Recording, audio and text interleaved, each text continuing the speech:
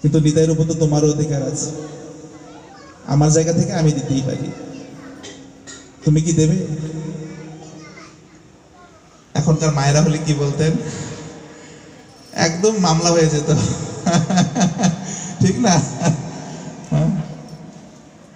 পদ্মাবতী দেবী বললেন, দেখুন আগেরকার দিনে স্বামীদের প্রতি স্ত্রীদের কত গভীর অনুরক্তি ছিল, যে আমি আপনার দাসী, আপনার কোনো সিদ্ধান্তের জন্য আমার অনুমতির প্রয়োজন নেই, আমি সর্বান্তকরণে আপনার সেবিকা, তাই আপনার যা ইচ্ছা সেটি আমার ইচ্ছা। একজন মা একটা মাত্র সন্তান, স্বামী দিয়ে দিয়েছে, তিনি রাজি হয়ে গেছেন, ঠিক আছে নিয়ে যাবেন, কেন আমার স্বামী দিয়ে দিয়েছে, ডেডিকেশন। হ্যাঁ, এই জন্য বলা হয় যে পতি পরমেশ্বর। পতি পরমেশ্বর মানে এরকম না যে স্বামী ভগবান, হ্যাঁ স্ত্রীর কাছে স্বামী ভগবানের মতো, কিন্তু স্বামীরও সেই যোগ্যতা থাকতে হবে, তাকেও সেই রকম শাস্ত্রজ্ঞ হতে হবে, ভগবানের শুদ্ধ ভক্ত হতে হবে।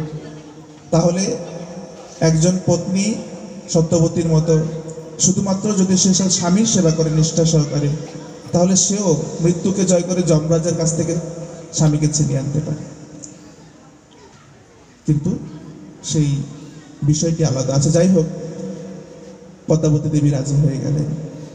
সন্ন্যাসী নিত্যানন্দ প্রভুকে নিয়ে চলে যাচ্ছে, হারাই পণ্ডিত পদ্মাবতী দেবী পেছনে পেছনে যাচ্ছে, এবং যতই সন্ন্যাসী এগিয়ে যাচ্ছে তারা পেছনে পেছনে যাচ্ছেন। এভাবে কয়েক গ্রাম তারা পেছনে পেছনে চলে গেলেন।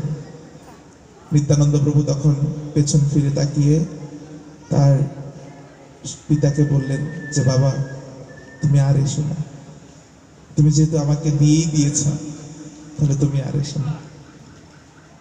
আর হারাই পণ্ডিত এক পাও সামনে যায়নি। তিনি পদ্মাবতী দেবী ততক্ষণ সেদিকে তাকিয়েছিলেন যতক্ষণ পর্যন্ত তাদেরকে দেখা যায়, ততক্ষণ দাঁড়িয়েছিলেন।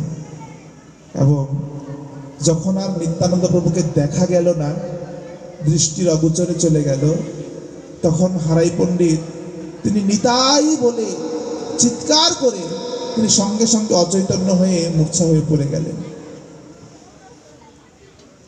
এইভাবে 3 মাস তিনি কোনো কিছু আহার না করে, কোনো কিছু পান না করে অচৈতন্য অবস্থায় তার মুখ দিয়ে শুধু নিতাই নিতাই নিতাই এই নামটি বেরিয়েছিল। এবং 3 মাস পর পুত্র বিরহে হারাই পণ্ডিত দেহ ত্যাগ করলেন। কি বুঝতে পারছি? তিনি যে বলেছিলেন আপনি আমার প্রাণ চেয়েছেন, এটা কথার কথা বলেননি। এখন আমরা কতই দেখি পিতা বর্তমান আছেন,